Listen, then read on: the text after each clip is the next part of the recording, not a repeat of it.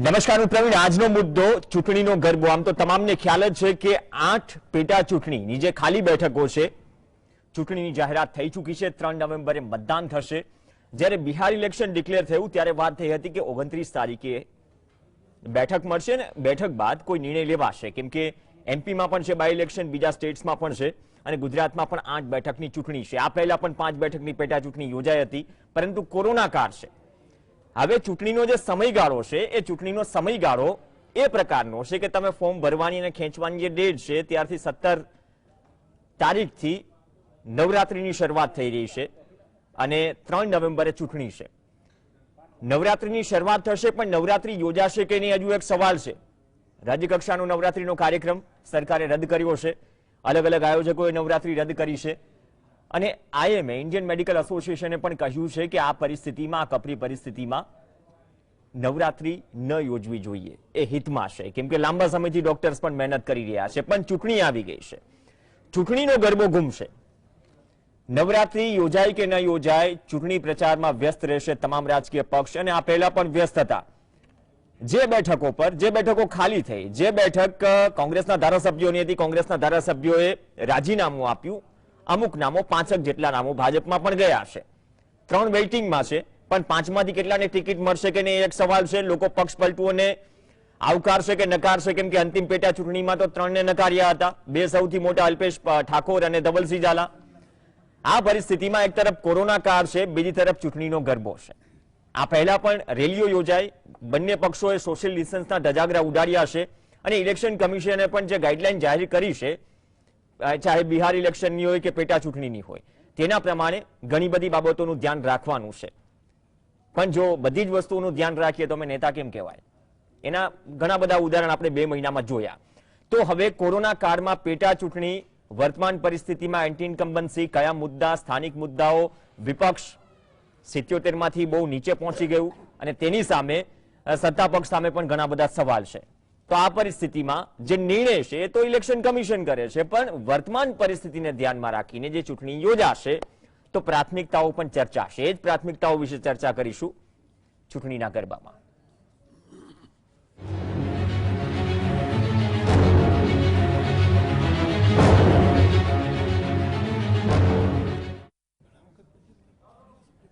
ચૂંટણી બાકી, આજ મુદ્દે ચર્ચા કરવા માટે આપણી સાથે મનર પટેલ કોંગ્રેસમાંથી જોડાશે. સ્ટુડિયોમાં છે ડોક્ટર પ્રતિક ત્રિવેદી, રાજકીય વિશ્લેષક તરીકે જોડાશે. ટૂંક સમયમાં આવી ગયા ડોક્ટર યજ્ઞેશ દવે પણ જોડાઈ ગયા છે. પ્રશાંત ગઢવી ટૂંક સમયમાં રાજકીય વિશ્લેષક તરીકે જોડાશે. તો બંને પક્ષના પ્રવક્તા છે. પ્રતિકભાઈ, આપથી શરૂઆત કરીએ. કોરોના કાળ છે, બિહાર ઇલેક્શન ડિક્લેર થયું ત્યારે પણ ચર્ચા થઈ કે ભાઈ પેટા ચૂંટણી કેમ ડિક્લેર ન થઈ, પણ પેટા ચૂંટણી પણ એવી બેઠકો પર ડિક્લેર થઈ છે જે ફટાફટ ખાલી થઈ. અમુક એવી બેઠકો પણ છે કે જ્યાં એક ઉમેદવાર કે એક પક્ષ ફરીથી રિપીટ નથી થતો, બદલાઈ જાય છે, પરંતુ એ પહેલા ઉમેદવારે જ પક્ષ બદલી નાખ્યો, એવી પણ પરિસ્થિતિ છે. 8 બેઠક છે, કોરોના કાળ છે અને ગાઈડલાઈન મુજબ ચૂંટણી યોજાશે. નવરાત્રી થશે કે નહીં, અચૂ એ જે કહેવત છે ને, હા કે નાની પરિસ્થિતિ છે. આમ તો જે રીતે કાર્યક્રમો રદ થવા માંડ્યા છે એ રીતે ગંભીરતાથી કદાચ લાગી રહ્યું છે કે જે મેળાવડાઓ કદાચ નહીં થાય. તો આ પરિસ્થિતિમાં પેટા ચૂંટણી કોરોના કાળમાં છે, પરિસ્થિતિ બદલાશે તમારા મતે? કેમ કે મુદ્દાઓ તો બદલાયા નથી સત્તા પક્ષના અને વિપક્ષના. એટલે પ્રવીણજી, વાત કોરોનાથી શરૂ કરવી જરૂરી છે. તમે કોરોનાનો અહીંયા આગળ ઉલ્લેખ કર્યો તો ચૂંટણી પંચ પણ ખૂબ જ મર્યાદિત પોતાની શક્તિ ધરાવે છે. આપણે સૌ એના સાક્ષી છીએ અને સૌપ્રથમ તો સમગ્ર ભારતવાસીઓને, તમારે અને મારે આ પ્લેટફોર્મ પરથી એ બાબતે અભિનંદન આપવા પડે કે જ્યારે સમગ્ર દુનિયા કોરોનાના મહામારીમાંથી ગુજરી ચૂક્યું છે ત્યારે કદાચ પ્રથમ પંક્તિની ચૂંટણી કરનારો ભારત એ દુનિયામાં પ્રથમ દેશ છે. બીજા 1-2 નાના મોટા દેશમાં સ્થાનિક સ્વરાજની ચૂંટણીઓ થઈ છે, પરંતુ પ્રથમ પંક્તિની પેટા ચૂંટણી પ્રકારની ચૂંટણી જેનું સીધું ગણિત વિધાનસભાના આંકડાઓમાં જતું હોય એવી ભારત પ્રથમ દેશ છે. તમે વાત કરી કે કોરોનાની ગાઈડલાઈનને અનુસરીને, તો અગાઉ બંને રાજકીય પક્ષોની રેલીમાં પણ આપણે જોયું કાર્યકરોનો ઉત્સાહ તમે એને કહી શકો કે લોકોની અણસમજ કહી શકો, અથવા તો 3 મહિનાના સઘન લોકડાઉન પછી આવી જ્યારે પરિસ્થિતિનું નિર્માણ થતું હોય ત્યારે થોડી ઘણી છૂટછાટ લઈ શકે એવું કહી શકો. પણ એના લીધે પેટા ચૂંટણી જ્યાં સુધી વાત છે ત્યાં સુધી પ્રવીણજી, આમ તો હું એક રાજકીય વિશ્લેષક તરીકે એવું માનું છું કે પહેલાના રાજકારણમાં એવું હતું કે લોકો વિચારધારાના વરીને પાર્ટીમાં જોડાતા હતા અને મતદારો પણ વિચારધારાના આધીન મત આપતા હતા. જ્યાં સુધી વિધાનસભાની વાત છે ત્યાં સુધી 2.5 લાખ મતદારોને એનું એક વિધાનસભા ક્ષેત્ર અને એમાં સ્થાનિક મતદાર અને સ્થાનિક એના ચૂંટણીના મુદ્દાઓ અને એને આધારે બંને પાર્ટીઓ કે જે પણ નાની મોટી પાર્ટીઓ પોતાનો ઉમેદવાર ઉભા રાખે. પરંતુ પ્રવીણજી, હવે તો પરિસ્થિતિ એવી થઈ ગઈ છે કે વિચારધારાને વરીને જો કોઈ મતદાર કોઈ પાર્ટીના નેતાને મત આપે તો એ ધારાસભ્ય જ પાર્ટી બદલી નાખે છે. એટલે વિચારધારાનો તો હવે પ્રશ્ન જ નથી. એટલે ક્યાંક ને ક્યાંક મને એવું લાગે છે કે મુદ્દાઓ બદલાશે કે નહીં એ પ્રશ્ન, કેમ કે અત્યારે ખેડૂત વિરોધી બિલ કે ખેડૂત તરફેણના બિલ વિશે પણ મુદ્દો જામશે. બિહારની ચૂંટણી, મધ્યપ્રદેશની પેટા ચૂંટણીમાં પણ આ મુદ્દો કદાચ પૂરજોશમાં ચાલશે અને મોટા ભાગે ગ્રામ્ય વિસ્તારની સીટો છે. એટલે ક્યાંક ને ક્યાંક આ પક્ષ પલટું એટલે કે Congress, x Congress versus current કોંગ્રેસની ગઠજોડ વધારે છે. ભારતીય જનતા પાર્ટીને જો કે એ બાબતે આપણે અભિનંદન એટલે આપવા પડે કે ઘણી સ્ટ્રેટેજિક રણનીતિઓની શરૂઆત ઘણા સમયથી કરી દીધી. તમે જોયું હશે કે બે નેતાઓની પર વરણીથી એની નીચે પણ નિરીક્ષકો અને ક્યાંકથી સેન્સ લેવાનો પ્રયત્ન કર્યો. એટલે મને એવું લાગે છે કે 8માંથી ભારતીય જનતા પાર્ટી માટે ગુમાવવાનું કંઈ નથી, પણ કોંગ્રેસ માટે સાબિત કરવાનું સર્વે કહે છે કે 4 બેઠક જઈ રહી છે. જો 15 દિવસ બાદ ફરી સર્વે થશે. યજ્ઞેશભાઈ, પ્રશાંતભાઈને આવકારી લઈએ. પ્રશાંતભાઈ, સ્વાગત છે આપનું. યજ્ઞેશભાઈ, નવરાત્રી છે એક તરફ, તમે પણ જાણો છો કઈ પ્રકારની માંગ કે કઈ પ્રકારના જવાબો હજુ આંકલન થઈ રહ્યું છે કે શું સ્થિતિ છે. પણ પેટા ચૂંટણી છે તો પ્રાથમિકતા જે ચૂંટણી હોવી જોઈએ, પણ વર્તમાન સમય પણ એવો છે કે તમામે ધ્યાન રાખવું જોઈએ. ગરબાની પ્રેક્ટિસ તો રેલીમાં ઘણી થઈ. આપણે જુનાગઢ અને સૌરાષ્ટ્ર પ્રવાસ દરમિયાન ઘણા ગરબા કરતા જોયા, પણ આ વખતે આમ જનતાને ગરબા કરવા મળશે કે નહીં એક સવાલ છે. તેના પણ કારણો છે અને સામાન્ય પ્રજા પણ જે નિયમો છે માથે ચડાવે છે. પણ આ પરિસ્થિતિમાં સાહેબ, એક તરફ એન્ટી ઇન્કમ્બન્સી છે, એક તરફ એવા નામો છે જે દર વખતે પક્ષ પલટો કરીને ભાજપમાં આવે છે અને ટિકિટ મળશે કે નહીં એ તો હવે નક્કી થશે. પણ આ તમામ મુદ્દાઓ છે કે એકનો રિપોર્ટ છે જે સ્થાનિક મુદ્દાઓમાં જ આવે છે. 20 થી વધુ જિલ્લાઓનું પાણી પીવા લાયક નથી. તો આ મુદ્દાઓ યજ્ઞેશભાઈ કદાચ મોસ્ટ પ્રોબેબલી ચર્ચાવા જોઈએ. કમનસીબી એ છે કે ચર્ચા બહુ ઓછા છે. માનો છો કે જેમ નીતિન પટેલે કહ્યું કે કોરોનાની કામગીરીને ધ્યાનમાં રાખીને, સેવાને ધ્યાનમાં રાખીને પ્રજા મતદાન કરશે. CR પાટીલ કહે છે કે 8 બેઠક જીતી અમે દિવાળી ઉજવીશું, પણ ભાજપનો આંતરિક સર્વે કહે છે કે 4 બેઠક જઈ રહી છે. આંતરિક સર્વેની જ્યાં સુધી વાત છે તો કોણે જોયો, કારણ કે આ એક જે ખરું એ મેં તમને કહ્યું, તમે બીજાને કહ્યું, બીજાએ ત્રીજાને કહ્યું એવું. બાકી પાર્ટીનો આંતરિક સર્વે જો હોય તો આજે પક્ષ પ્રમુખ જે ખરા એ આ રીતે છાતી ઠોકીને સ્ટેટમેન્ટ ન આપતા હોય. બીજી વાત એ છે કે ચૂંટણી પંચે આજે 11 રાજ્યોની 56 સીટો ઉપર પેટા ચૂંટણીઓ જાહેર કરી અને એક લોકસભાની સીટ જે ખરી એ બિહારની એની પણ ચૂંટણી જાહેર કરી. જ્યાં સુધી ગુજરાતની વાત છે તો ગુજરાતની 8 વિધાનસભાની પેટા ચૂંટણી જાહેર થઈ. 8 વિધાનસભાની અંદર જે ધારાસભ્યો હતા એમને પોતે પહેલા પક્ષથી નારાજ થઈ અને કોંગ્રેસી તરીકેનું પોતાનું અસ્તિત્વ ગુમાવ્યું. આ પાછું આપી દીધું એમને કોંગ્રેસી તરીકેનું અસ્તિત્વ. પછી ધારાસભ્ય પદ પણ એમને છોડ્યું અને એક સામાન્ય નાગરિક તરીકે તેઓ ભારતીય જનતા પાર્ટીની અંદર જોડાયા. જ્યારે તેઓ ભારતીય જનતા પાર્ટીમાં જોડાયા ત્યારે તેઓ કોઈ પક્ષના સભ્ય નહોતા. એટલે એવું નથી કે કોંગ્રેસે એમને ધારાસભ્ય પદ આપ્યું તો એમણે પહેલા કોંગ્રેસી તરીકે પણ છોડી દીધું છે અને ધારાસભ્ય પદ પણ છોડ્યું છે. રાજ્યસભાના ઇલેક્શન ને એને કશું લાગતું વળગતું નથી. જોગાનું જોગ હોઈ શકે, બરોબર. અને જ્યાં સુધી આ આંતરિક સર્વેની તમે વાત કરી તો કુલ 8 વિધાનસભાની ચૂંટણી, 8 વિધાનસભાની ચૂંટણી અંદર 170 મતથી માંડી અને મેક્સિમમ 14,000 મત જે લીંબડીની અંદર સોમાભાઈ જીતેલા અને 170 મત જે ખરા એ જીતુ ચૌધરી જીતેલા કપરાડામાંથી. એટલે આ એનું માર્જિન હતું. આ જ માર્જિન જે ખરું એ લોકસભાની અંદર જયારે જોવા જઈએ તો લોકસભાની અંદર 15,000 થી માંડીને 53,000 સુધીના માર્જિનથી 8 સીટો જે ખરી એ સીટો ઉપર ભારતીય જનતા પાર્ટીએ સરસાઈ મેળવી હતી. બીજું, ભારતીય જનતા પાર્ટી જે ખરી એ ગ્રાસરૂટ લેવલે અત્યારે કામ કરી રહી છે અને પેજ પ્રમુખથી માંડી અને બધી જ વ્યવસ્થા ભારતીય જનતા પાર્ટી અગાઉથી કરેલી છે, ચૂંટણી હોય કે ન હોય. જ્યારે કોંગ્રેસની જો વાત કરવા જઈએ તો આજે એમના રાષ્ટ્રીય સ્તરે જોવા જઈએ તો એક કાર્યકારી પ્રમુખ છે અને ગુજરાતની અંદર જોવા જઈએ માત્ર એક પ્રમુખ છે. એક એનું કોઈ સંજ્ઞા નથી ઓફિશિયલ કે કશું જ નથી. આવી પરિસ્થિતિની અંદર કોંગ્રેસ જો ચૂંટણી લડવા નીકળી છે અને એમની સીટો છે, હું તો કહું છું 8 સીટો કોંગ્રેસની જ ખાલી થઈ છે, કોંગ્રેસ જ જીત્યા હતા અને એ 8 સીટ જે ખરી એ ભારતીય જનતા પાર્ટીએ લોકસભાની અંદર આજે 15,000 થી માંડીને 53,000 સુધીની સરસાઈ મેળવી છે. અને આ 8 સીટ જે ખરી એ આ નવેમ્બર મહિનામાં 10 તારીખે જ્યારે રિઝલ્ટ જાહેર થશે ત્યારે જીતી બતાવશે. 5 પેટા ચૂંટણી 3 ગઈ છે હાથમાંથી. પક્ષ પલટુઓને નકાર્યા છે ને. આજ મંચ ઉપર આપણે અલ્પેશ ઠાકોરની ચર્ચા કરી છે, ધવલસિંહ ઝાલાની ચર્ચા કરી છે. પક્ષ પલટુઓની વાત નથી હોતી. ક્યાંક ને ક્યાંક જે ખરા એ બીજા અનેક પ્રશ્નો પણ ઉપસ્થિત થતા હોય છે, એન્ટી ઇન્કમ્બન્સી પણ થતી હોય છે. એટલે એ પ્રશ્ન મતલબ છે છે નહીં. આ વખતે જે ઉમેદવારની પસંદગી કરવામાં આવશે અને તેમજ જે ભારતીય જનતા પાર્ટીના નવા ભરાયેલા પ્રમુખ જે ખરા અમારા CR પાટીલજી, એમણે જે પ્રમાણે પર પેજ એક પ્રમુખ બનાવ્યો, પર પેજ એક કમિટી બનાવી છે અને એ પ્રમાણેની જે સ્ટ્રેટેજીથી જો ચૂંટણી લડવા જઈ રહ્યા છે એ ઉપરથી સ્પષ્ટ દેખાઈ આવે છે કે આ 8 સીટ જે ખરી એ ભારતીય જનતા પાર્ટી સ્પષ્ટ બહુમતી સાથે જીતશે. મનહરભાઈ, લાસ્ટ ટાઈમ 5 પેટા ચૂંટણી હતી, ફટાકડા બહુ મોડે ફૂટ્યા, પણ ફૂટ્યા વિજયના. પક્ષ પલટુઓ હાર્યા હતા, અલ્પેશ ઠાકોર અને આ ધવલસિંહ ઝાલા કોંગ્રેસમાંથી ભાજપમાં ગયા. હવે અહીંયા ગુજરાતમાં વિપક્ષની સ્થિતિ એવી છે કે પ્રજા એમ કહે કે વિપક્ષને મજબૂત બનાવીએ, 77 થી અત્યારે કેટલા પર આવી ગયા. બીજી તરફ ઘણા નેતાઓ છે, આપણે તેજસ્વીબેન પટેલ, રાઘવજીભાઈ પટેલ, એ બાદમાં ઇલેક્શન જીત્યા પણ એ જામનગર રૂરલમાંથી પક્ષ પલટો કરીને હાર્યા છે. ઘણા બધા પક્ષ પલટોને સ્વીકાર્યા નથી ગુજરાતની જનતાએ. આ પણ સ્થિતિ એવી છે. 5 ધારાસભ્યો ગયા છે ભાજપમાં, 3 હજુ વેઇટિંગમાં છે. જશે કે નહીં એ અંગત સવાલ છે બંને પાર્ટીઓનો. પણ એક તો પ્રાથમિક મુદ્દાઓ છે, વર્તમાન સ્થિતિ છે, વિપક્ષની મજબૂતાઈ પર સવાલ છે.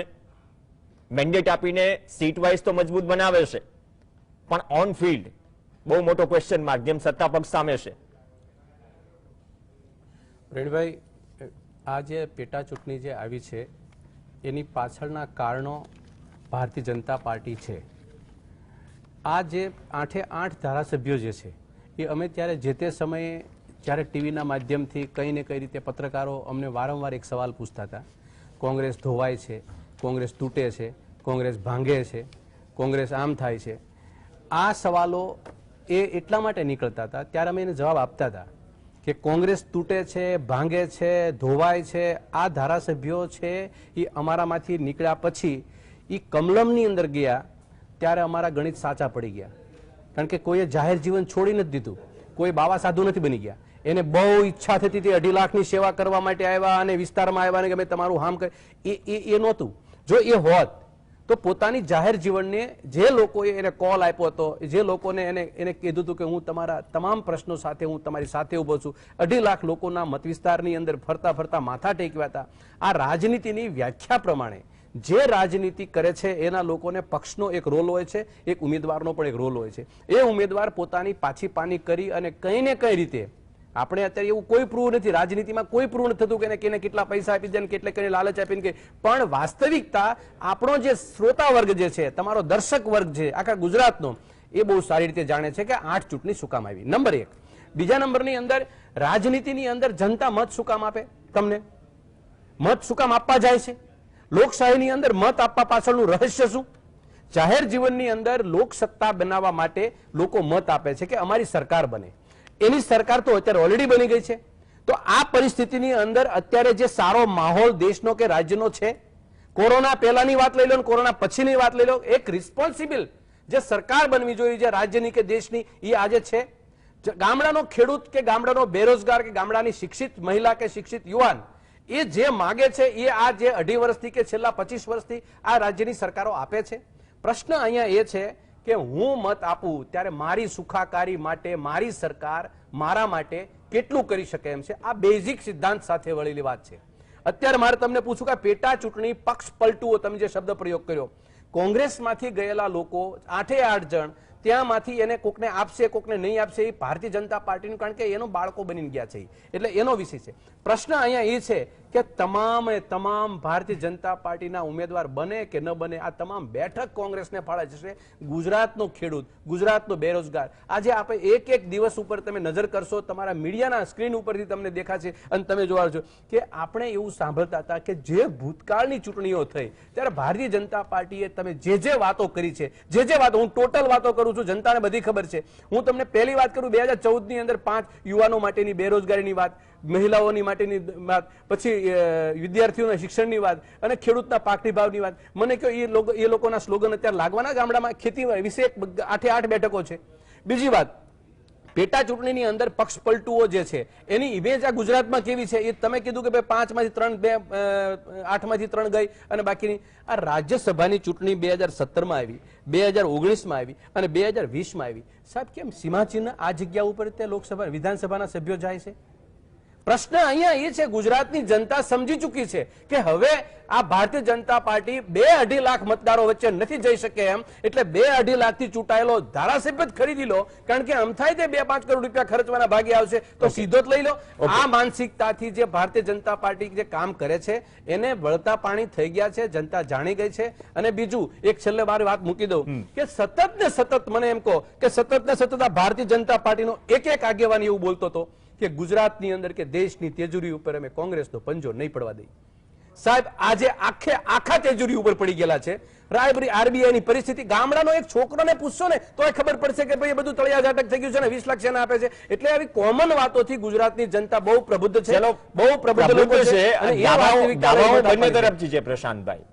આમ તો 14 પહેલાથી વાત કરી લઈએ, ઘણા બધા પક્ષ પલટો કરીને ગયા. એક તરફ પ્રશ્ન એ પણ છે, અબડાસાના પ્રદ્યુમનસિંહની જ વાત કરીએ, ભાઈ કામો નથી થતા વિસ્તારના, એટલે કે જનતાના નથી થતા. દ્વારકાનો પ્રશ્ન અલગ છે, દ્વારકાની પ્રજા માટે તો ધારાસભ્ય જ નથી છેલ્લા ઘણા સમયથી, એ ટેકનિકલી ચર્ચા કરીશું. પણ ફરીથી 8 બેઠક છે, 5 તો જોડાઈ ગયા ભાજપમાં. વિપક્ષમાં તકલીફ એ છે કે આંતરિક ખેંચતાણું માળખા ઉપર પણ આવીશ પ્રશાંતભાઈ, પણ વર્તમાન જે રાજકીય પરિસ્થિતિ છે એક તો બંને પક્ષની, મેં સર્વેની વાત કરી, અગ્નેશભાઈ કદાચ નકારશે, પણ બંને પક્ષ પોતાની રીતે ખબર જ હોય કે ક્યાં ખૂણે શું ચાલી રહ્યું છે. બંને પક્ષ આટલા સમયથી છે. પણ બીજી વાત, વર્તમાન પરિસ્થિતિ જે પ્રકારની છે, હું નવરાત્રીનું તમામ ઉદાહરણ, કેમ કે બહુ પેશન્સ જાળવીને બેઠી છે પ્રજા 5 કે 6 મહિનાથી, પણ અમુક જગ્યાએ અમુક નિયમ નહીં નડે. નિયમો હશે, કેમ નહીં નડે, કોને નહીં નડે, એ પણ ગુજરાતની પ્રજા બહુ પ્રબુદ્ધ છે, છેલ્લા 2 મહિનામાં ઘણું બધું જોઈ ચૂકી છે. ચૂંટણી હારાની ટણી કાઢી નાખે ને એનું નામ ચૂંટણી, એ આવી ગયું છે. આમ તો બાય ઇલેક્શન સાચા અર્થમાં ટણી કાઢવા માટે આવે છે, અને આપણે ભૂતકાળ જોઈ લીધા. આખી આ કોરોના મહામારીમાં એક જ વસ્તુ સમયસર થઈ છે છેલ્લા 8-10 મહિનામાં, અને એ છે ચૂંટણી. માનો કે રાજ્યસભા લાવી હતી, લઈ આવ્યા, બાય ઇલેક્શન લાવી છે, એના જ ટાઈમે થાય છે. બાકી બધામાં હમણાં વાર લાગશે. સરકારના કામમાં એમ કહે છે કે અત્યારે બધા કોરોનામાં લાગેલા છે. તમે સચિવાલયમાં કોઈ કામથી આંટો મારો કે ભાઈ હમણાં કશું નહીં, અત્યારે બીજી કોઈ વાત નહીં, કારણ કે બધા કોરોનામાં લાગેલા છે. આ વાઇબ્રન્ટ જેવું છે આમાં. હવે બાય ઇલેક્શન જે આવ્યું, અને મને મિત્ર પણ વાત કરી કે કેમ આવ્યું છે, આપણે બધા સૌ જાણીએ છીએ. પહેલા એવું હતું, આમ જેમ તમે ગણાયા રાઘવજી વખતથી, તો એક સામટા 14 ધારાસભ્યોના રાજીનામા, પછી બીજા આખી લંગર લાગી ત્યાં. આ વખતે ગઈ વખતે 6 માંથી 3 ભાજપને મળી, 3 કોંગ્રેસને. એમાં થરાદ જેવી સીટ કે જ્યારે ક્યાંય કોંગ્રેસનો કઈ ના વંચાય ને એ કોંગ્રેસને જાય, એ રીતે અત્યારે જે નામ પડ્યા છે. પણ મારો પ્રશ્ન એક જ છે કે કોંગ્રેસ ધારાસભ્ય તૈયાર કરે છે અને એ ધારાસભ્યો ક્યાંક જતા રહે છે. હવે લઈ જાય છે કે જતા રહે છે ખબર નથી પડતી, પણ પ્રજા એનાથી પણ થાકી છે. હવે આપણે કહીએ છીએ કે પક્ષ પલટુઓને મત નહીં આપે, પણ પ્રજા એવું વિચારે છે કે ચાલો હું જો આ પક્ષ પલટું છે, ભાજપમાં જાય છે, ભાજપે ખરીદી લીધો છે, ભાજપને મત નથી આપવો, પણ હું કોંગ્રેસ વાળાને મત આપીશ, એ કાલ પાછો નહીં જતો, એની ગેરંટી કોંગ્રેસ અત્યારે નથી લેતી. કોંગ્રેસે હવે ખરેખર એ એફિડેવિટનો સમય આવી ગયો છે કે એક વ્યક્તિ પાસે વફાદારીની એફિડેવિટ કરાવે, કારણ કે દર 3, 4 મહિને 6 મહિને પ્રજાના પરસેવાના ટેક્સના પૈસાથી આ બધી ચૂંટણીઓ થાય છે યાર. એટલે ચૂંટણીનો ખર્ચ એ પાછા ઉમેદવારો તો આપતા નથી કે આવી રીતે, તો આનાથી પણ કંટાળી છે. એટલે કોંગ્રેસની આ વફાદારી ઉપર હમણાં આની પહેલા હું 2 ડિબેટ કરીને આવ્યો, બંનેમાં પ્રદેશ પ્રમુખ અમારી સાથે ચર્ચામાં હતા. એટલે મેં જોયું તો બંને એકબીજાના આક્ષેપ પ્રત્યાક્ષેપ, કોઈ એવું નહોતું કીધું કે કયા મુદ્દા આધારિત અમે ચૂંટણી લડીશું. માનો કે ભાજપ એવું નથી કહેતું સ્ટ્રોંગલી કે અમે આ મુદ્દાને લઈને જઈશું, કે કોંગ્રેસ એમ નથી કહેતું આ મુદ્દાને, બંને એકબીજાને ભ્રષ્ટાચારના મુદ્દાથી સરખાવે છે. તો આગામી સમયમાં એ ચૂંટણી કયા મુદ્દા પર લડશે, પહેલું. બીજું, બાય ઇલેક્શન હંમેશા છે ને ક્યારેય સરકાર પલટો નથી કરતી. મારો કે 8 ચૂંટણી 8 સપોઝ કોંગ્રેસને મળી ગઈ તો આખી સરકાર ફરવાની નથી. તો પ્રજા બી એ વિચારે છે કે અત્યારે 2022 સુધી કશું જ નથી થવાનું, તો કોંગ્રેસ એવું, કારણ કે કોંગ્રેસના ધારાસભ્યો પાસે પોકારીને કહી દીધું કે કોંગ્રેસમાં બેઠા હોય એટલે અમારા કામ થતા નથી. તો પ્રજા એ પણ આ શબ્દોને પણ તોડે છે ને કે એમના કામ જ નથી થવાનું, મારે શું કામ કોંગ્રેસના ધારાસભ્યને ઉપર મોકલવાનો છે. જે હોય મુખ્ય ઇલેક્શન, જનરલ ઇલેક્શન આવે ત્યારની વાત ત્યારે, અને ત્યારે મુદ્દા લઈને આવે. રહ્યો સવાલ સંગઠન માળખાનો, તો ભાજપ જે કે છે કે ભાઈ એમનું તો બૂથ લેવલથી લઈને આખા રાજ્યમાં છેકથી છેક સુધીનું સંગઠન માળખું તૈયાર છે, જ્યારે કોંગ્રેસમાં અત્યારે આપણી પાસે ગણીને 3 નામ છે.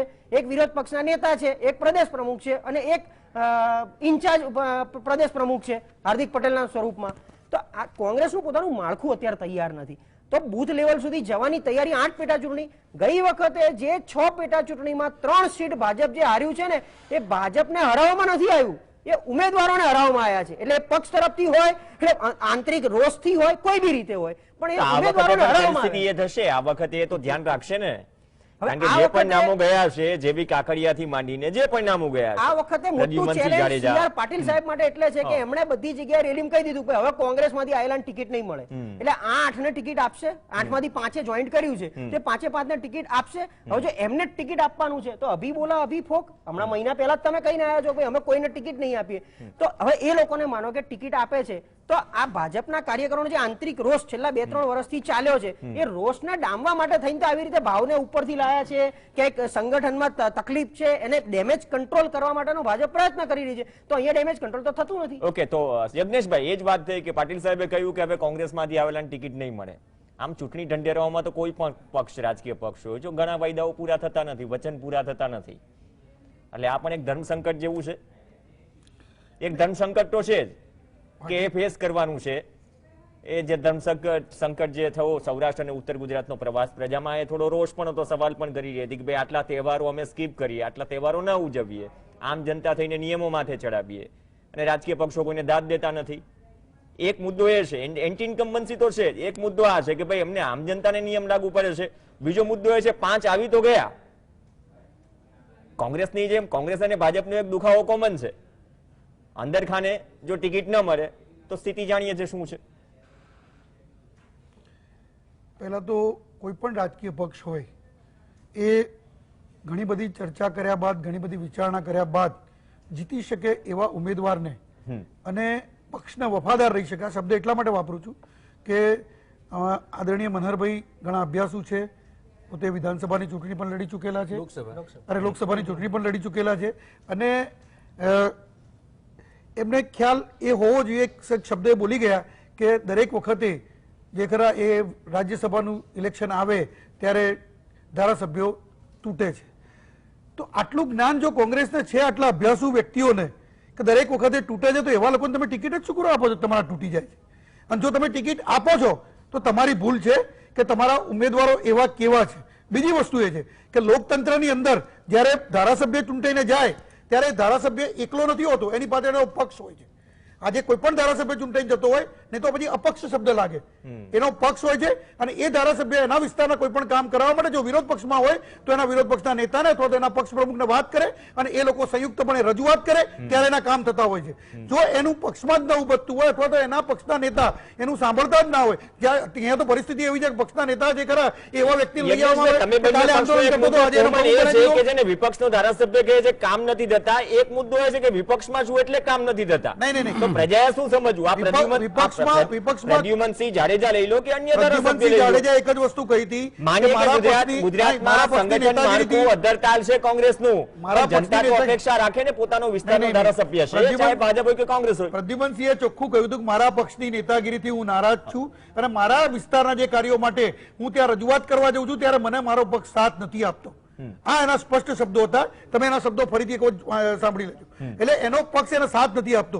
અને જ્યારે કોઈ પણ ધારાસભ્ય જે કરો એ પક્ષમાં જોઈને જો ચૂંટણી લડતો હોય તો પક્ષની પણ એની સાથે સાથે જવાબદારી બનતી હોય છે એના વિસ્તારમાં એના ધારાસભ્યનું ધ્યાન રાખવાની. અને જો એ ન રાખી શકતા હોય તો એ ધારાસભ્ય પક્ષને છોડે છે. પહેલા, હજી મેં તમને કહું છું, પહેલા પક્ષને છોડે છે અને પછી ધારાસભ્ય પદ છોડે છે. એ કોંગ્રેસી નથી રહેતો, એક સામાન્ય નાગરિક બની જાય છે. અને જ્યારે ભારતીય જનતા પાર્ટીના આજે નીતિ નિયમો અને ભારતીય જનતા પાર્ટીની આજે વિચારધારાને એ અનુસરે, બરોબર છે, તો એ ભારતીય જનતા પાર્ટીને એક સામાન્ય નાગરિક તરીકે પ્રવેશ કરતો નવા પ્રદેશ પ્રમુખ આવ્યા કે હોય છે. કોંગ્રેસમાંથી આવનાર વ્યક્તિને ટિકિટ નહીં મળે તો લાગે છે કે આ વખતે દેખાશે એ સ્થિતિ, થોડી બદલાયેલી સ્થિતિ. પ્રદેશ પ્રમુખ શ્રી સી આર પાટીલજીનું સ્ટેટમેન્ટ આપ શાંતિથી સાંભળજો. એમને એવું કીધું હવે એવો કોઈ પ્રશ્ન નહીં બને કે કોંગ્રેસમાંથી આવેલા હશે અને ટિકિટ લઈ જશે. એટલે હવે પછીની વાત છે જે અગાઉ આવી ગયેલા છે અને એ જે ખરા એ પણ નહીં, એ પણ તમને કહું છું, એ પણ પક્ષના મોવડી મંડળ નક્કી કરશે. એકલા પોતાના પ્રદેશ પ્રમુખ નક્કી નથી કરતા. કોઈ પણ ચૂંટણી હોય અચ્છા. એ પક્ષનું મોવડી મંડળ નક્કી કરતું હોય છે.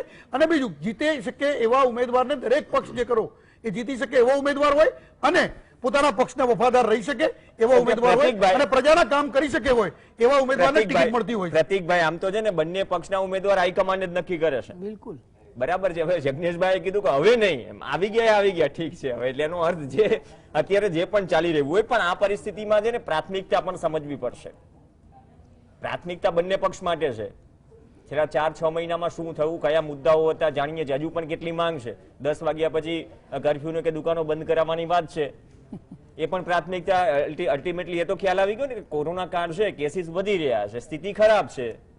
હવે આમાં કેટલી મોટી જવાબદારી બની જાય છે બંને પક્ષોની, જે જવાબદારી છેલ્લા 2-3 મહિનામાં નથી નિભાવી, જાહેરમાં સરઘસ કાઢીને કે બેઠકો કરીને. 3 શબ્દ તમે વાપર્યા, પ્રાથમિકતા, અગાઉની ચર્ચામાં તમે કીધું ડર અને પછી કીધું હાઈકમાન્ડ. આ ત્રણેય શબ્દો ઉપર મારે વિસ્તૃતથી ચર્ચા કરવી છે. હાઈકમાન્ડ શબ્દ જ કદાચ હમણાંની રાજનીતિમાં આવ્યો છે, બાકી તો આપણે શીર્ષ નેતૃત્વ અથવા તો નેતાગીરી આવા શબ્દો સાંભળતા હતા. પણ હવે હાઈકમાન્ડ દ્વારા ટિકિટની ફાળવણી થાય છે, એટલે એમાં જે હાર્દિક પટેલે એક જગ્યાએ જાહેર સભામાં કીધું હતું કે હવે આપણે લોકલ નેતાગીરી અથવા તો લોકલ નેતાઓ બહાર આવવાની જરૂર છે. જો 8 પેટા ચૂંટણીમાં સ્થાનિક નેતાઓ બહાર આવીને સ્થાનિક પ્રશ્નોને વાચા આપશે તો કદાચ પેટા ચૂંટણીને આપણે ન્યાય આપી શકીશું એવું હું માનું છું. વાત કરી તમે ડરની, પ્રદ્યુમનસિંહ જાડેજાની વાતો, જે પેલા ભાજપમાં હતા, પછી કોંગ્રેસમાં આવ્યા, પછી પાછા ભાજપમાં આવ્યા. ક્યાંક ને ક્યાંક સ્થાનિક સ્તરે અસંતોષ તો દરેક જગ્યાઓ છે. CR પાટીલજીએ પણ આવીને કીધું, તરત જ કીધું કે ક્યાંક ને ક્યાંક આપણે પણ આંતરિક અસંતોષ છે, પણ આપણા કાર્યકરો જે છે અસંતોષમાં ન આવે. આપણા ડેપ્યુટી CM માનનીય નીતિન પટેલ પણ ખાતાની ફાળવણી થતી હતી ત્યારે પોતે નારાજ થઈ ગયા હતા. કેતન ઇનામદાર પણ નારાજ થયા હતા, એમને પણ મનાવી લેવામાં આવ્યા. એટલે આ ડેમેજ કંટ્રોલ ક્યાંક ને ક્યાંક થતું હોય છે, એમાં બહુ મોટી વાત નથી. ખુલ્લી ઓફરો પણ અપાતી હોય છે. સચિન પાયલટને જ હમણાં ખુલ્લી ઓફર ભાજપ દ્વારા જ આપવામાં આવી. એટલે it is a part of politics. તમે ડરની વાત કીધી, થોડા દિવસ પહેલા આપણે અહીંયા જ ચર્ચા થઈ હતી. વિધાનસભા ડરેલી દેખાય છે, કેગના રિપોર્ટની ચર્ચા નથી થતી. આપણું અપર હાઉસ પણ ડરેલું દેખાય છે ક્યાંક ને ક્યાંક. તમે જો ધ્વનિ મત ઉપર કૃષિ બિલ પાસ કરી દેવામાં આવ્યું. એટલે ક્યાંક ને ક્યાંક આ લોકશાહી જે છે, આપણને આઝાદી ભલે મધ્યરાત્રિ અંધારામાં મળી હોય, પણ ક્યાંક ને ક્યાંક આ લોકશાહીનું હનન પ્રકાશ અત્યારે આ ઉજવાડાના પ્રકાશમાં ક્યાંક ને ક્યાંક એનું હનન થતું હોય ને એવું દેખાય છે. પ્રવીણજી, થોડા મુદ્દાઓ મારી પાસે છે. તમે વાત કરી અવેરનેસની, તમે વાત કરી પ્રાથમિકતાની, તો તમને એવું લાગે છે કે આ મતદારો જે 2.5 લાખ મતદારો છે એની પ્રાથમિકતા એ છેલ્લા 1 મહિનામાં કે 2 મહિનામાં કે 20 દિવસના મુદ્દાઓ આધારિત કરતા હોય. મારી પાસે 20 લાખ કરોડના પેકેજની વાત છે, મારી પાસે આત્મનિર્ભર પેકેજની વાત છે, મારી પાસે કિસાન બિલની વાત છે, મારી પાસે ગુજરાત સરકારના પેકેજની વાત છે. આમાંથી કેટલા પેકેજનો લાભ સ્થાનિક લોકોને મળ્યો છે? કઈ સરકારે ગ્રામ્ય વિસ્તારની સીટ ઉપર યુવા ખેડૂત બહાર આવે એવા પ્રયાસો કર્યા છે? ગુજરાતમાં શિક્ષકોની જગ્યાઓ, આ યુવાનો પ્રવીણજી દરેક ચૂંટણીમાં, પેટા ચૂંટણીમાં, લોકસભાની ચૂંટણીમાં, રાજ્યસભાની ચૂંટણીમાં એ મીટ બાંધીને ટીવી સામે બેસે છે કે આપણી બેરોજગારીના પ્રશ્નો, ભ્રષ્ટાચારના પ્રશ્નો, સ્થાનિક પ્રશ્નોને વાચા મળશે. અને છેલ્લે એને જ આંદોલન કરવું પડે છે. અને પછી જયારે સરકાર એની જગ્યાઓ બહાર પાડે, પરીક્ષા લે, એને કદાચ રિક્રુટમેન્ટ આપે, ત્યારે આપણે સરકારને કદાચ પ્રશંસા પણ પાઠવીએ છીએ. એટલે લોકશાહીની, પૂરું કરું છું, લોકશાહીની વરવી વાસ્તવિકતા એ છે કે સરકારે કરવા પડતા કામને પણ આપણે પ્રશંસા કરીને ક્યાંક ને ક્યાંક લોકશાહીને નબળી પાડીએ છીએ. આ પેટા ચૂંટણીમાં ફરી વખત કહું છું કે કોંગ્રેસ પાસે મેળવવા માટે ઘણું બધું છે, ભારતીય જનતા પાર્ટી માટે ગુમાવવાનું કશું નથી. અને ક્યાંક ને ક્યાંક આ સીટની જે ફાળવણી છે એમાં મારું ધ્યાન જે છે મોરબીની બ્રિજેશ મેરજાવાળી સીટ ઉપર છે કે જેમાં ભારતીય જનતા પાર્ટીમાં પણ ક્યાંક ને ક્યાંક સ્થાનિક અસંતોષ છે. અને એમના આંતરિક નિરીક્ષકોએ પણ કહ્યું છે કે 3 થી 4 સીટો એવી છે જેમાં ભારતીય જનતા પાર્ટીમાં તમે જેમ કીધું એમ કે અલ્પેશ ઠાકોર અને આપણા જે ચાવડા છે, જવાહર ચાવડા, એમના જેવી પરિસ્થિતિનું નિર્માણ ન થઈ જોવું રહ્યું. જવાહર ચાવડા જીત્યા પણ ધવલસિંહ ઝાલા. તો એ બધી પરિસ્થિતિઓ છે. જસદણમાં પણ જોઈ બોગરા વર્સિસ કુંવરજી બાવળિયા. તો એ કઈ નવું નથી. પણ એક બ્રેક માટે રોકાઈશું, મનહરભાઈ પાસે જઈશું બ્રેક બાદ. કોરોનાની ચિંતા છે, શિક્ષિત બેરોજગારોનો મુદ્દો છે, ખેડૂતોનો મુદ્દો છે, સ્થાનિક પ્રશ્નો છે. આ તમામ વાતો છે ને થાય તો આ તમામ વાતો છે ને, ચાહે લોકસભાની ચૂંટણી હોય, વિધાનસભાની ચૂંટણી હોય, વિધાનસભામાં પેટા ઇલેક્શન હોય, બાય ઇલેક્શન હોય, એમાં પણ ચર્ચા થાય, સ્થાનિક સ્વરાજની ચૂંટણીમાં પણ થાય. પણ એ તમામ મુદ્દાઓમાં ખરેખર સ્થાનિક લેવલ ઉપર આ સત્તા પક્ષે કેટલું કામ કર્યું, જમીની સ્તર પર વિપક્ષે અવાજ ઉઠાવવાના મુદ્દે કેટલું કામ કર્યું? બંનેના આંતરિક પ્રશ્નો તો છે જ, પણ ક્યાંક બંને રાજકીય પક્ષો આંતરિક પ્રશ્નોમાં એટલા બિઝી ન થઈ જાય કે સાહેબ જનતાના પ્રશ્નો કોરાણે મુકાઈ જાય. બ્રેક બાદ ચર્ચા.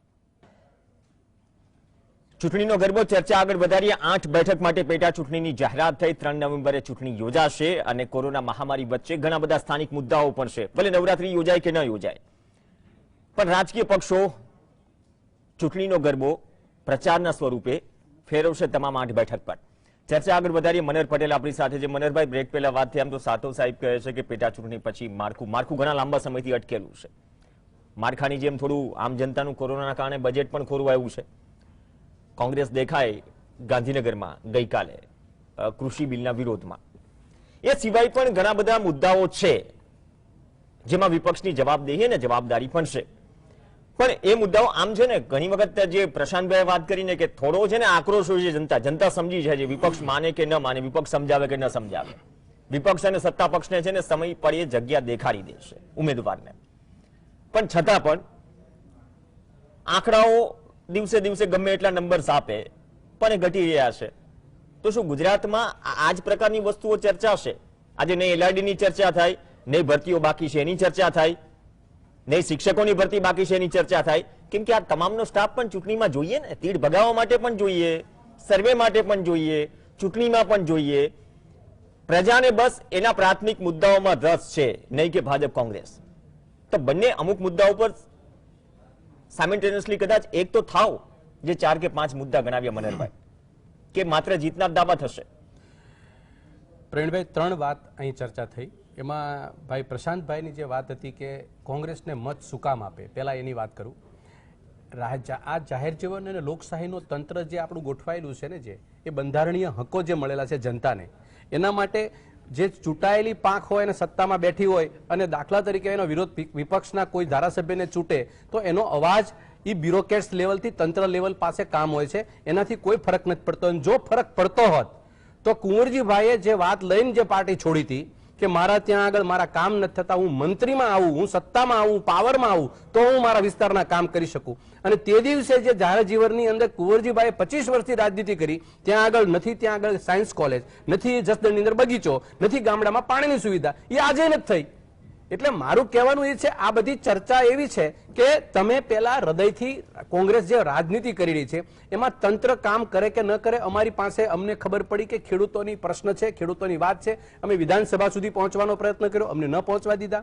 ગામડાની અંદર ને પરિસ્થિતિ ખેડૂતોની ખેતીની કોરોનાની મહામારી છે એના પ્રશ્નો લઈને અમે આવેદનપત્રો આપીએ છીએ. તંત્ર અમારું કામ કરતું હોય કે ન કરતું હોય, અમારું સંગઠન હોય કે ન હોય, અમારા પ્રભારીઓ ડિસ્ટ્રિક્ટ અને શહેર લેવલે છે, ગમે એ પક્ષ હોય ને એ ભાઈ એની એક રણનીતિ હોય. ભારતીય જનતા પાર્ટીની રણનીતિથી કામ કરે છે, કોંગ્રેસ પક્ષે કોંગ્રેસની રણનીતિથી કામ કરે છે. એ સૌથી જૂનો આ દેશની અંદર દિશા સૂચક આઝાદી કાળથી આ પક્ષ કામ કરે છે. આ પક્ષને કોઈની સલાહ સૂચનની જરૂર નથી, કેમ ચાલે કેમ ન ચાલે. છતાંય તે આ તમને વાત કરું, 1990 ની અંદર 32 બેઠકો હતી, કોઈ પણ કારણસર ભારતીય જનતા પાર્ટીને ત્રાગાના અંતે બીજાના કારણે ગઈ, અત્યારે 77 થઈ. કોઈ જગ્યાએ તકલીફ નથી ભાઈ. જનતા અમને જયારે પ્રેમથી મત આપશે સત્તામાં બેસાડશે તેથી બેસશું અને જનતાના એવા જ કામ કરશું. નંબર 2, બીજી વાત કરું, અમારા ધારાસભ્યો શું કામ ચાચવા, શું કામ ભાગી ગયા?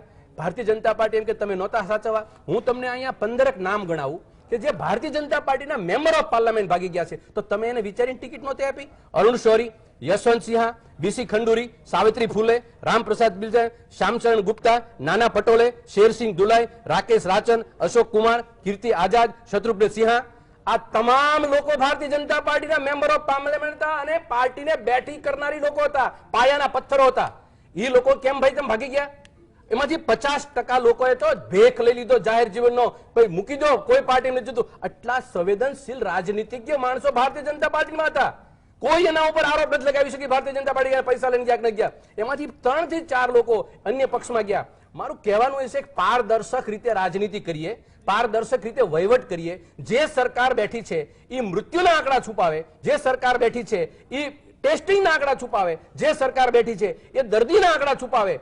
આથી કમનસીબીને કરુણતા ગુજરાતની રાજનીતિ આક્રમક થાવ મનહરભાઈ. મુદ્દો એ છે ભલે પક્ષના ધારાસભ્યો સાચવી ન શકો એમાં કદાચ તમે પણ કેટલા બાંધી રાખો, તમે કેમ કેટલા બાંધી રાખો? પ્રવીણભાઈ, આ પ્રશ્ન તમે સાચવવાનો નથી, પ્રજાના મુદ્દા સાચવી રાખો. આ એક રાજનીતિની આ દેશની અંદર કરુણતાની નિશાની દેખાડે છે કે ભારતીય જનતા પાર્ટી એક જ લાકડીએ કામ કરે છે. અત્યારે ભારતીય જનતા પાર્ટી છેલ્લા 7 વર્ષથી જે કામ કરવાની પદ્ધતિ તમને બતાવું. તમે કોઈ પણ તમારો પત્રકાર માણસને એક કોઈ દંડીકી મારી અને તમે એસોસિએશન લઈને જાઓ, તમે ત્યાં પત્રકાર તમને વચ્ચે રોકી પાડશે અને પોલીસની હાથે કામ કરશે. સરકારની કામ કરવાની પદ્ધતિ તમામ સાથે સરખી છે. ખેડૂત સાથે, વિદ્યાર્થી સાથે, બેરોજગાર સાથે, પત્રકાર સાથે, તમામ સાથે છે. તમે તમારા પ્રશ્નોને લઈને જાઓ, સાંભળવાના બદલે, સંવેદના વ્યક્ત કરવાના બદલે તમને પતાવી દેવાના અને દબાવી દેવાના, એમાં પાછળ તંત્ર કામ લાગશે.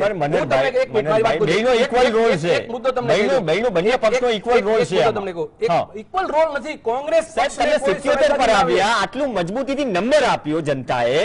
સત્તા પક્ષ ખબર છે કે સત્તા પક્ષ ચલો સમયસર કોઈ ભરતીઓ નથી કરતું. એ ભાજપ સામે સવાલ છે. સમયસર મેદાનમાં કોંગ્રેસ નથી આવતું. બિલ સાહેબ રાષ્ટ્રપતિએ પાસ કરી દીધું, બાદમાં ગાંધીનગરમાં દેખાવ કરે છે.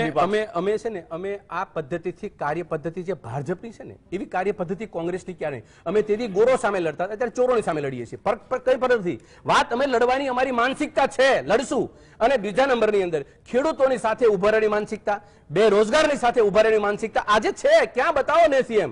અને બીજી તમને કહું, પ્રજા અમને મેન્ડેટ આપે છે એટલું અમે કામ કરીએ છીએ. પ્રજા અમને મેન્ડેટ નથી આપતી પાવરમાં બેસવાનો, તો અમે વિપક્ષમાં બેસીને કામ કરીએ છીએ. પ્રશ્ન મારો છે, એક વાત મારી છેલ્લે પૂરી કહી દઉં. તમે અને હું, મને તમને બધાને લાગુ પડશે, પેનલમાં બેઠા બધા લાગુ પડશે, ગુજરાત રાજ્યની જનતાને લાગુ પડશે. મને તમે બતાવો, ગૌચરો સૌથી વધુ વેચાણા આ સરકારે વેચ્યા. દરિયાકાંઠો 1 લાખ એકર જમીન આજે મીઠાના અગરમાં આ સરકારે આપી દીધી. 1 લાખ. તમારા આવનારા દિવસો તો એવા થશે કે મીઠાના અગરવાળા પાસે, કંપનીઓ પાસેથી સરકારને જમીન માંગવી પડશે. એ વેચી. રેલવે હોસ્પિટલ, રેલવે વચ્ચે ગઈ હોસ્પિટલો, 11 પોર્ટ એક જ કંપનીના દેશના સાઉથ ગુજરાત, સાઉથ ઇન્ડિયન આપી દીધા. 12 એરપોર્ટ આપી દીધા. એટલે તમે વેચવાની દુકાન શરૂ કરીશ તમે તમારી પાસે. અરે હું તો ગામડાની અંદર તો કહેવાય કે જે છેલ્લી વાત મારી મૂકી, છેલ્લી વાત મૂકી, તમારા કે મારા ઘરની અંદર કે મારા ગામની અંદર જે કોઈ પણ માણસ પોતાની ઘરવખરી વેચી નાખે ને, એ છોકરાને ગામ કપાતર કે. ઘરવખરી વેચે, બાપ દાદાની 2 પેઢીથી બનાવેલી ઘરવખરી હોય ને, ઉભી કેલી સંપત્તિ હોય ને, એને એ ગામ શું કે કપાતર છે. કારણ બાપના રૂપિયા વાપરી નાખ્યા અને બાપની મૂડી વાપરી નાખી. 70 વર્ષની અંદર હતું એ નહોતું એ તો દેશની જનતાએ નક્કી કરી નાખ્યું. આ 70 વર્ષનું હતું એ વેચવા નીકળ્યા. એટલે આને કયો શબ્દ પહેરવો ને એ તમે સરકારને એને જનતાને નક્કી કરવાનું. પ્રશાંતભાઈ, અત્યારની પરિસ્થિતિ આ છે ને, કેગનો રિપોર્ટ વિધાનસભામાં છેલ્લા દિવસે મુકાય, ન તો વિપક્ષ ચર્ચા કરે. વિપક્ષ ભલે ચર્ચા ન કરે, પણ જનતા સુધી મુદ્દા તો પહોંચાડો. કેમ કે જનતા માટે છે વિપક્ષ. 77 દઈને તમને મજબૂત વિપક્ષ તરીકેનો નંબર આપ્યો. સત્તા પક્ષ સામે આટલા બધા સવાલો કે પ્રશ્નો છે એ તો રહેવાના. મેં કીધું કે ભરતીઓ નથી થતી. હજુ પણ ડિબેટમાં જ સવાલ પૂછે, સાહેબ LRD નું શું, સાહેબ શિક્ષકોનું શું, ટેટ નું શું, કૃષિ સંલગ્ન ભરતીઓ અટકેલી છે. આ બધી જ વસ્તુઓ જે મોટા ભાગના વર્ગને અસર કરે છે. આપણે જાણીએ છીએ કે ખેડૂતો માટેની યોજનામાં કેટલી લોલમલોલ છે. સહાય કોઈ રાજ્ય સરકાર અલગ જાહેર કરે છે, સર્વે કંઈક SDRF મુજબ થાય છે. એટલે આમાં બંનેનો પ્રશાંતભાઈ રોલ અને આ દરેક ચૂંટણીમાં ચર્ચાય છે. આ બંને રોલ સામે સવાલ છે જ. ઉપરથી કોરોના છે, અને કોરોનામાં કોના માટે પ્રાયોરિટી છે, કોના માટે કન્ડિશન સપ્લાય છે, બહુ જનતા જાણે છે કે કોના માટે નિયમો છે. આજે 1000 રૂપિયા માસનો દંડ કદાચ આમ જનતા ચડાવે, 50-60 કરોડ જેટલો દંડ ઉઘરાવ્યો, આપણે જાણીએ છીએ. પણ સામે શું? સામે ખાડા સમયસર બુરાઈ છે, પ્રાથમિક સમસ્યાઓ ચર્ચાય છે ને. જો 5 વર્ષે આ ચર્ચવાની હોય તો ભાજપ કોંગ્રેસમાં જાય, કોંગ્રેસ ભાજપમાં જાય, શું ખબર પડે? એટલે શું ફેર પડે? આમાં કેવું છે, કોઈ પણ રાજકીય પક્ષ એક ચોક્કસ વિચારધારા અને જનતા માટે, એટલે આપણે એવું માની લઈએ ને, કારણ કે એ બધા સુફિયાણી સારા શબ્દો છે કે અમે જનતાની સેવા કરવા માટે આવીએ છીએ. હવે કઈ સેવા એ તો આપણે જોવી જ રહી, પણ આ બધું પ્રજાને બી પોસાય છે ને તો જ ચાલે. 25 વર્ષ તમે સમજો, કોઈ પણ એક વ્યક્તિ, હું કોઈ ક્લાસમાં છું ને ક્લાસમાં કોઈ ગુંડો ચાલતો જ આવે, GS બનતો જાય કોલેજમાં, એ GS દર વખત ચૂંટાતો આવે તો પ્રજાને બી એટલે આવું મજબૂરીને પ્રશ્નો છે જ ને. પણ તમે સમજો, આપણે આજ ખાડાની ચર્ચા દર વર્ષે કરીએ છીએ. પ્રી મોન્સૂન પ્લાન, એ પણ પ્રી મોન્સૂન ક્યાં પ્રી મોન્સૂનમાં જ રહેતો હોય છે. આ પ્રોબ્લેમ છે, આજના તો છે નહીં. આ જે કઈ અને ટેટ ટાટના પ્રોબ્લેમ કેટલા ટાઈમથી ચાલે છે, રિક્રુટમેન્ટના ચાલે છે, બીજા બધા ચાલે છે. પણ એક ચોક્કસ વિચારધારા અને એની સામે વિપક્ષની મજબૂતાઈ, બે વસ્તુ ભેગી કામ કરે. હવે હું ખરેખર અભિનંદન, કારણ કે મનહરભાઈ જેટલા મુદ્દા આપે છે ને એ એકદમ હૃદય સ્પર્શી મુદ્દા હોય છે, પણ આખા કોંગ્રેસમાં ખાલી મનહરભાઈ એકલા જ જાણે છે. એ કોંગ્રેસનો પ્રોબ્લેમ છે આ, કારણ કે વિપક્ષ રોડ ઉપર નથી. આજે ખરેખર પ્રદેશ પ્રમુખ કક્ષાનું મટીરિયલ છે મનહરભાઈ, જે રીતે ચર્ચા કરી રહ્યા છે, પણ ત્યાંની જૂથબંધી ન એમને ઉપર આવવા દે, ના બીજા કોઈને ઉપર આવવા દે. એટલે કોંગ્રેસમાં કામ કરી કંઈક મેળવવાનું મોટિવેશન વિધિન પક્ષ શું, જેમ અત્યારે ડેમેજ કંટ્રોલની આપણે વાત કરીએ છીએ કે ભાજપમાં ખરેખર પ્રોબ્લેમ ભાજપમાં બી એટલો જ છે, નથી એવો નથી. આજે કોંગ્રેસમાંથી આવેલા વ્યક્તિઓ રાતોરાત મિનિસ્ટર બને, જે કુંવરજીભાઈ બાવળિયાનું ઉદાહરણ લીધું, એમણે કીધું આટલા વર્ષોથી અહીંયા કશું નહોતું, પણ એમની ચૂંટણી પહેલા 400 કરોડના કામ રોડ ઉપર આવી ગયા હતા, બ્રિજ બનવા માંડ્યા, કેનાલોના કામ થવા માંડ્યા, બીજા કામ થવા માંડ્યા. તો એ કંઈક જે ડેમેજ કંટ્રોલની વાત છે. બાકી ભાજપમાં હાલની તારીખમાં એવા કેટલાય માણસો છે, 1980 માં ભાજપની સ્થાપના થઈ છે, ત્યારથી એક એવો કાર્યકર હશે કે જેને આજ સુધી કોર્પોરેશનની ચૂંટણી લડવા નથી મળી, અને આ લોકો અહીંથી અહીંયા આવે ને રાતોરાત મંત્રી બની જાય. એટલે આ જે કંઈ ઉધમ પછાડા છેલ્લા 2-4 વર્ષમાં વધ્યા છે, એનાથી હું સમજુ છું પ્રજા પણ પ્રોબ્લેમમાં છે, નથી એવું નથી. આ બધાની વચ્ચે પ્રજાના સાચા પ્રશ્નોનું નિરાકરણ નથી આવતું. આજે પણ 25 વર્ષથી એક સ્થાયી સરકાર ચાલે છે, એ પ્રજા કઈ રીતે આપી રહી છે?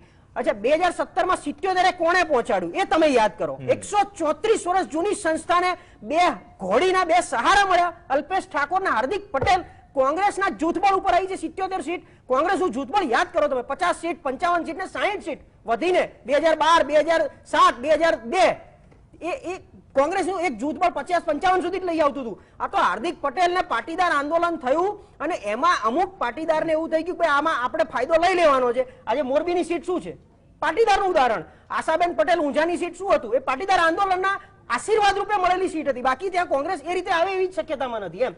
દારી બધું તમે જેટલી સીટો, તો પછી એ બધી સીટો, એ આટલી એક જૂની સંસ્થા, 135 વર્ષ જૂની સંસ્થાને આજના આયેલા નવયુવાન કે જે મહત્વાકાંક્ષા લઈને આવ્યા છે, અલ્પેશ ઠાકોર અને હાર્દિક પટેલ મહત્વાકાંક્ષાનું સિનોનિમ્સ કહેવાય, સમાનાર્થી શબ્દ. કારણ કે આ તો આપણા બધાના શું કે નસીબ સમજો. બાકી અલ્પેશ ઠાકોરે તો સીએમ થવું હતું ને. અને હું તો એ વખતે બી હસતા હસતા કહેતો હતો કે જો ચીફ મિનિસ્ટરનો વોક ઇન ઇન્ટરવ્યુ થાય ને તો પહેલો અલ્પેશ ઠાકોર એમાં ઉભા હોય. એટલે એવી મહત્વાકાંક્ષા લઈને આવેલા છે. એમના સહારે જયારે જીવવું પડતું હોય અને 77 સીટ સુધી પહોંચે અને પાછળ પરિણામ આપણે જોઈ લીધું. એ જ બધા જે એ લોકો લઈને આવ્યા હતા એ જ બધા આમ ગયા. એટલે હવે સાચા કોંગ્રેસી શોધી એવી ટિકિટોની ફાળવણી થાય અને આ 8 પેટા ચૂંટણીમાં લોકો કહે છે પ્રજા જવાબ આપશે, કોંગ્રેસ કહે છે, ભાજપ કહે છે અમે જીતીશું. એના સ્થાનિક પ્રશ્નોની ચર્ચા આજ સુધી એ કોઈએ કરી નથી. ઓકે, એ જ છે યજ્ઞેશભાઈ, એ જ ચર્ચા થવી જોઈએ ને. હજુ જવાબ નથી ક્યારે ભરતીઓ થશે, રેલીઓ થઈ જશે. ભૂતકાળમાં આ ઘણા લાંબા સમયથી ચાલે. તમે તો જાણો છો ક્યાં કેટલી જગ્યાઓ ખાલી છે, કેટલી ભરતીઓ 1.5, 2, 3 વર્ષથી અટકેલી છે. એ ભરતીઓ સમયસર કરવી નથી, સમયસર પાક વીમો મળતો નથી, સમયસર પ્રાથમિક પ્રશ્નોનું સોલ્યુશન. અને ભલે સત્તા પક્ષે વ્યાજબી માનીએ, પણ સત્તા પક્ષ પણ મુદ્દાની વાત કરે ને. એ મુદ્દાઓ ક્યાં છે? ચોક્કસ બંને એકબીજાને બસ તોપની જેમ નિશાને તાકીને ઉભા હોય દાવાઓ સાથે. કોઈ નિશાને તાકીને ઉભા નથી. એટલે દાવાઓમાં નહીં જોઈએ જવાબદારી જે ખરી એ ભારતીય જનતા પાર્ટીની પ્રવર્તમાન સરકારની છે અને સરકાર એની જવાબદારી જે ખરી એ પ્રમાણિકતાપૂર્વક પૂરી કરે છે. બીજી વાત એ છે કે તમે જુઓ તો છેલ્લા આજે 4 વર્ષની અંદર જે ભરતીઓ થઈ એ લગભગ 1200 ઉપરાંત પરીક્ષાઓ લેવાઈ અને એની અંદર 1.25 લાખ ઉપરાંત લોકોને સરકારી નોકરી મળી. અને ક્યાંક ને ક્યાંક 1-2 અથવા તો 5-15 પરીક્ષાઓ જે ખરી એ કોઈ કારણસર લંબાઈ હશે, એવું નથી કે નથી લંબાઈ. આ એ જે રીઝન છે એના દરેકના કારણો છે અને એ કારણો માટે લંબાઈ છે. 38,000 થી વધુ જગ્યા છે યજ્ઞેશભાઈ. એ પણ પરીક્ષાની કામગીરી નહીં, પરીક્ષાની કામગીરી પણ સરકાર પૂર્ણ કરશે. એ પહેલા હું મારા મિત્ર જે બહુ સરસ રીતે ઉદાહરણ આપતા હતા, 15 નામ ગણાવતા હતા, બરોબર છે. તો મારે 15 નામ ગણાવવા માટે મારે ગુજરાત છોડીને બહાર જવાની જરૂર નથી. એમને નહીં પ્રવીણભાઈ, મારે મારી વાત પૂરી કરી દેવા દો. એમને ગુજરાત છોડીને બહાર જવાની જરૂર પડી, એમને 15 નામ ગણાવ્યા, એ પૈકીના કેટલા ભાજપ છોડીને કોંગ્રેસમાં જોડાયા એ મને ઉદાહરણ આપે. એક જ ઉદાહરણ આપે ખાલી. બીજી વસ્તુ એ છે કે એમને જે ગુજરાતની બહાર જવું પડ્યું, મારે ગુજરાતની જ વાત કરું તો હકુબા, પછી વિઠ્ઠલભાઈ રાદડિયા, કુંવરજીભાઈ બાવળિયા, આજે જવાહરભાઈ ચાવડા જેમના પિતાશ્રી પેથલજીભાઈ કોંગ્રેસના આજે પાયાના સભ્ય ગણાય, એ પ્રમાણે નીમાબેન આચાર્ય અને નરહરીભાઈ અમીન. મારે ખાલી ગુજરાતના ઉદાહરણ આપે મેં એમને કે આ તમારા ત્યાંથી કેમ નીકળ્યા અને નીકળીને ભાજપમાં જ કેમ જોડાયા. અમારા ત્યાંથી નીકળીને કોઈ તમારા ત્યાં કોંગ્રેસમાં જોડાયો નથી. બીજી વાત એ છે કે એ જે વાત કરી રહ્યા હતા કે ડિસઇન્વેસ્ટમેન્ટની, તો ડિસઇન્વેસ્ટમેન્ટની શરૂઆત આદરણીય મનમોહનસિંહજીએ કરી હતી. તો શું એ કપાતર હતા? તમે જયારે કપાતર શબ્દ વાપરો છો, આજે ભારતના વડાપ્રધાન માટે કપાતર શબ્દ વપરાતો હોય તો એ જે કરો. નહીં, આ સરકાર માટે તમે કપાતર શબ્દ વાપરો છે કે જે વસ્તુ વેચી મારી. તો ડિસઇન્વેસ્ટમેન્ટની શરૂઆત આદરણીય મનમોહનસિંહજીએ કરી હતી. જો એને તમે જો કપાતર શબ્દ વાપરતા હોય તો તમે તમારા પહેલા 5 આંગળીઓ પૈકીની 4 આંગળીઓ તમારા પોતાના પક્ષે છે, એટલું ધ્યાન રાખજો. બરોબર છે. બીજી વાત એ છે કે જે તમે ગણાવ્યા હતા સભ્યો એ પૈકીનો ગુજરાતનો, જે મેં પહેલા કહ્યું કે ગુજરાતમાંથી જ શરૂઆત આપણે કરીએ મનહરભાઈ, અને ગુજરાતમાંથી તમે કેમ તૂટ્યા એનું અત્યાર સુધી મનોમંથન કર્યું? કન્ટિન્યુઅસ તમે તૂટતા આવ્યા છો. કન્ટિન્યુઅસ તૂટતા આવ્યા છો એનું તમે મનોમંથન જીતતા આવ્યા. નીમાબેનથી શરૂઆત કરીએ તમે તો આજે 25 વર્ષથી કોંગ્રેસ તૂટતી આવી છે. તમે ક્યારે મનોમંથન કર્યું છે કે નહીં અમે આ વખતે નહીં તૂટીએ? દરેક વખતે મને પછી એની વાત કે અમારા લોકોને પ્રોત્સાહન પેલું એ કર્યું ને ખરીદી લીધા ને આ કર્યું, બધી વાતો ગપગોળા ફેલાવાનું બંધ કરો. તમે પહેલા જે ખરા એ તમે તમારા ધારાસભ્યોનું ધ્યાન રાખો, તમે તમારા ધારાસભ્યોના વિસ્તારનું ધ્યાન રાખો, તો તમારા ત્યાં નહીં થાય. આ મારી તમને આંતરિક સલાહ છે. જો કે તમે તો હોશિયાર છો, પરંતુ જે પ્રમાણે પ્રશાંતભાઈએ કીધું કે પ્રદેશ પ્રમુખ કક્ષાના માણસ છે, પરંતુ આજે કોંગ્રેસ તમારી પણ કદર નથી કરતી, એ પણ અમને ખબર છે. પણ જે પ્રમાણે કોંગ્રેસ જઈ રહી છે એ પ્રમાણે કોંગ્રેસ એ વિનાશના માર્ગે જઈ રહી છે. આજે તમે એક આંદોલન કરીને તમે કાર્યકારી પ્રમુખ બનાવો, તમારો અંગત સબ્જેક્ટ છે, એમાં અમારે પડવું પણ નથી. પણ પ્રજા દરેક વસ્તુ વિચારે છે અને પ્રજા દરેક વસ્તુ જોવે છે, બરોબર? અને તમે તમારા જે ખરા એ મુદ્દા લઈ અને કોંગ્રેસના મુદ્દા લઈને તમે આગળ વધો, નહીં કે તમે કોઈના પરાયા મુદ્દાને તમે આગળ વધારો. જો બે એકબીજા પક્ષની જ વાત કરી પ્રતિકભાઈ હમણાં જ જોયું આપણે, એ જ વાત કરી, બે એકબીજા પક્ષની જ વાત કરીએ. ઓલા કોઈ મુદ્દા ના આવે. એલઆરડી ટૂંક સમય માટે આવ્યું, પણ એલઆરડી ટૂંક સમયમાં ગયા. 32,000 થી વધુ જગ્યાઓ ખાલી છે. આ તો સરકારી આંકડા પ્રમાણે કેટલી ખાલી છે, ખાલી જગ્યા વધારે છે એના કરતા જેના પર ભરતી બાકી છે.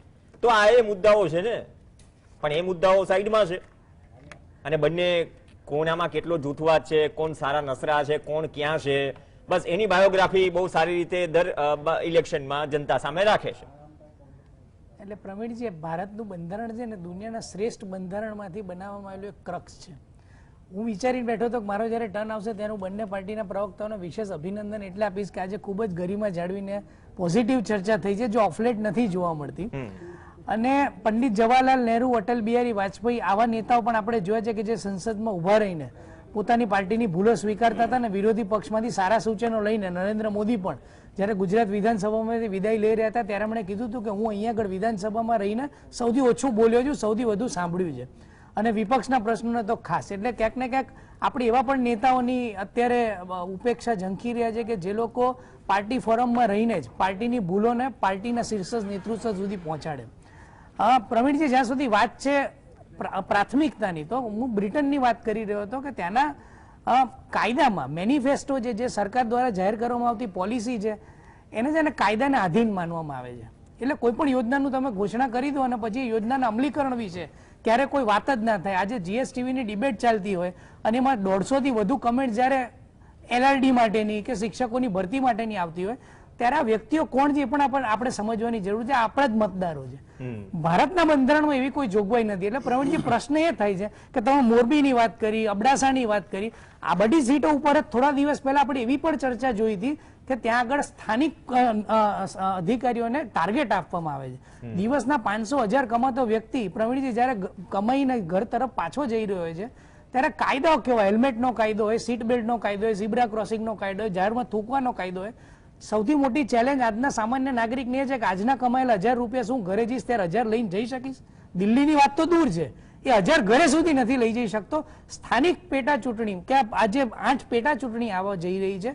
હું તો એમાં આશા રાખું છું કે આ મતદારો જાગૃત થાય અને જો 2022ની સેન્સ કોઈ પણ પાર્ટી આમાંથી લેવા માંગતી હોય તો મતદારો એમને સૂચન આપે અને મતદારો એમને જાગૃત કરે કે હવે અમે જે મત તમને આપીશું એ ફક્ત 5 વર્ષ તમે ચૂંટણી આવે ત્યાં સુધી અમને પોલિટિકલ કરો અને પછી 5 વર્ષ તમે એ પોલિટિકલ થઈ જાય, એ નીતિ ઉપર નહીં ચાલે.